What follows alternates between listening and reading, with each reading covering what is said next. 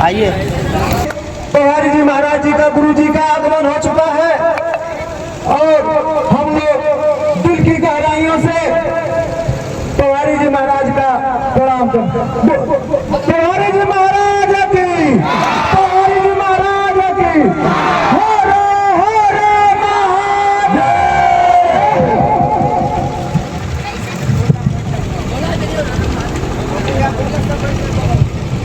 सभी भक्तगणों से अनुरोध है कि अपना उचित स्थान लेकर के बैठ जाए।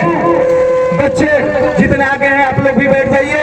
हम लोगों के बीच गुरु जी का आगमन हो चुका है और आप लोग बैठ जाइए। आप लोग को दर्शन और आशीर्वाद दोनों प्राप्त होने वाला है।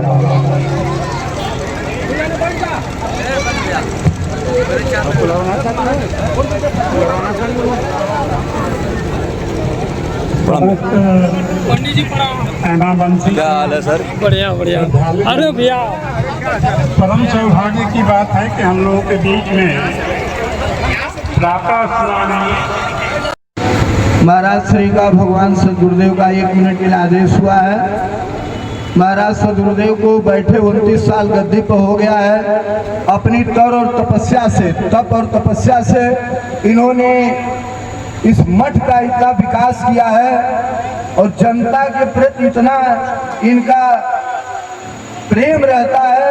वो प्रेम आप लोगों के समुच्च उद्घाटक एक छोटे से चाहे बड़ा जो भी महाराज श्री ने उद्घाटन करने के लिए आए हैं, इन्होंने गए और कहे और महाराज जी ने सहज स्वीकार कर लिया। इससे आपको पता होना चाहिए कि कितना प्रेम है महाराज श्री का जनता के प्रति, जो है कि आपके इतनी गर्मी में और चले आए श्री जनता के प्रेम खींच खिलाया आप लोगों का। ये जलालपुर की जनता का, यहाँ बंसी क्षेत्र की जनता का कितना प्रेम है जो आपको खींच के यहाँ तक लाया है। भगवान सदगुरुदेव जीते हैं जनता के लिए, जो भी करते हैं जन समाज के लिए। आप जब वहाँ जाएंगे, हथियारा में बैठेंगे, 1-2 घंटा महाराज श्री का सुनेंगे, वहाँ कितने लोग जाते हैं, कितने लोगों का कल्याण होता है।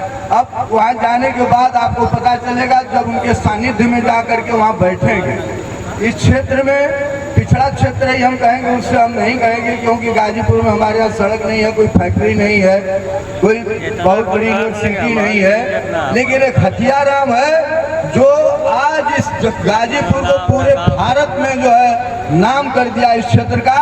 यही नहीं, आज हथियाराम मठ का पूरे भारत में आप जाएंगे कहेंगे डंका बजा है।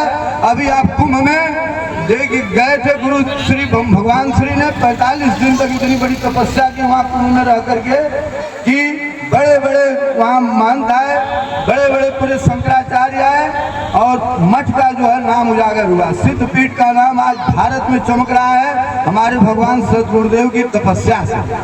इतने तप करते हैं, इतने तप करते हैं, इतने परिश्रम करते हैं कि हो सकता है कि मैं बाल बच्चा वाला हूँ जो ये मठ के लिए कर देते हैं, बुढ़िया माई के लिए, हम नहीं अपने बच्चों के लिए करते हैं। मैं आभास किया हूँ कम से कम 10 साल से, ज़्यादा तो नहीं, इतने परिश्रम करते हैं महाराज जी। ये मत सोचो महाराज जी संत ही हैं, अपने कर्म के प्रति भी इतने उत्तरदायी हैं, इतने उत्तरदायी हैं कि हो सकता है कोई परिवार वाला व्यक्ति उतना उत्तरदायी न हो। कहीं से देहरादून से मंगाया गया होगा, ऐसा मेरे मन में विचार आता। तब मैंने थोड़ा हिस्ट्री पढ़ता रहता हूँ, पढ़ने लिखने वाला साधु।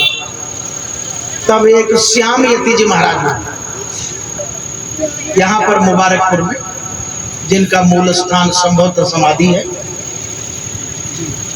श्याम यति, रामचरण यति और एक श्याम यति जी। देखिए दोनों गुरु भाई थे और हथियाराम मठ के संत थे। वो हमारे इतिहास में वर्णित है। तो जिन रामचरण यति से आप लोग हैं, वो भी सन्यासी थे और वो भी सन्यासियों के गुरु पद पर थे। उनके माता पिता को दूसरा कोई पुत्र न हो पाने के कारण से उनका वंश का लोभ होने जा रहा था।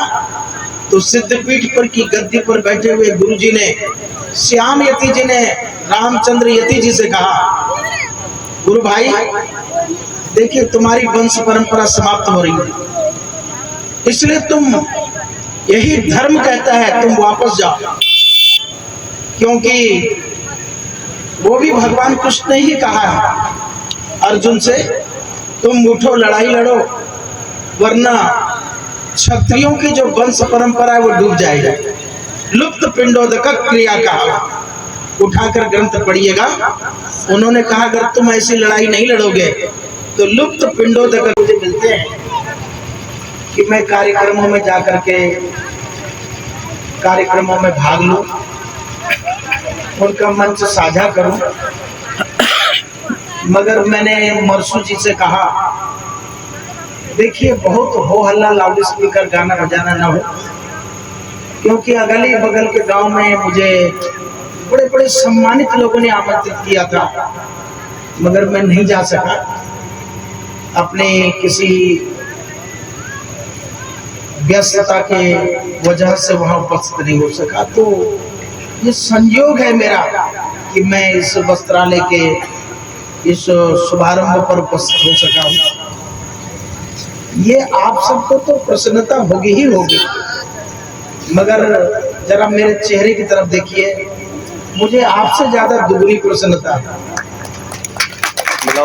मैं वस्त्रालय का उद्घाटन तो एक सामान्य कर्म मानता हूँ, मगर ये जितना भी इर्द गिर्द में ग्राम सभाएं हैं, ये सिद्धपीठ के उपासक लोग हैं, बुढ़िया माई के चरणों के पुजारी हैं। और सबसे बड़ी बात जो मैं कहना चाहता हूँ, जब सर्बानंद मुझे दिखते हैं, राकेश जी दिखते हैं, अवधेश जी दिखते हैं, वशिष्ठ जी दिखते हैं, जब मुझे ये यति लोग दिखते हैं तब मैं अपना विजिटिंग कार्ड निकाल कर देखता हूँ, उसमें भी भवानी नंदन यति लिखा होता है। तो फिर मैं विचार करता हूँ कि वशिष्ठ यति में और भवानी नंदन यति में कितना अंतर होगा। आखिर ये कहाँ लिखे लन यति जब हम यति हैं। तो फिर उस मूल की तरफ जाता, मेरा चिंतन उधर भागता है कि कहां से ये यति शब्द निष्पन्न होता है। 5119 साल पहले इस यति शब्द का प्रयोग गीता शास्त्र जैसे महान ग्रंथ में भगवान श्री कृष्ण ने अपने मुखारविंद से उच्चारण किया। काम क्रोध वियुक्तानाम यतीनाम यत चेतसाम अभितो ब्रह्म निर्वाणम वर्तते विदितात्मा। यानी उन्होंने यति शब्द का प्रयोग कृष्ण भगवान ने गीता में अपने मुख से उच्चारण किया। वो बताते हैं ये यति शब्द कोई सामान्य शब्द नहीं है। दुनिया में फिलहाल हमारे यहाँ 13 अखाड़े हैं और 13 अखाड़ों में हमारे 5 ऐसे अखाड़े हैं जो शैव सन्यासी हैं, और उन शैव सन्यासियों में 10 नामी सन्यासी होते हैं। गिरि, पुरी, भारती, वन, पर्वत, आश्रम, अरण्य, ऐसे करके ये 10 नाम है सन्यासी। तो फिर क्या भवानी नंदन यति 10 नामियों में से कौन से सन्यासी हैं? जब मैं ये विचार करता हूँ तब मैं गीता की तरफ देखता हूँ। गीता में श्री कृष्ण भगवान ने कहा ये जो गिरिपुरी, भारती, वन, पर्वत, आश्रम, अरण्य आदि जो 10 नाम सन्यास की परंपरा है, अगर उन सन्यासियों का कोई गुरु सन्यासियों में होता है तो वो यति नामा होता है। यानी मैं 10 नामी नहीं, मैं 10 नामियों का आचार्य यति सन्यासी। तब जब वो विजिटिंग कार्ड वाला यति और वशिष्ठ यति में लिखा हुआ जो यति है उस पर भी मैं विचार करता हूँ, तब कहीं ना कहीं बासमती का चावल। सिद्धपीठ हथियारा मठ की अधिष्ठात्री माँ भगवती सिद्धिदात्री बुढ़िया माई का स्मरण करता हूँ तथा संपूर्ण राष्ट्र के नागरिकों के लिए उनके अभ्युदय के लिए प्रार्थना करता हूँ। स्वनाम धन्य गांव हेमावंशी और जलालपुर धनी,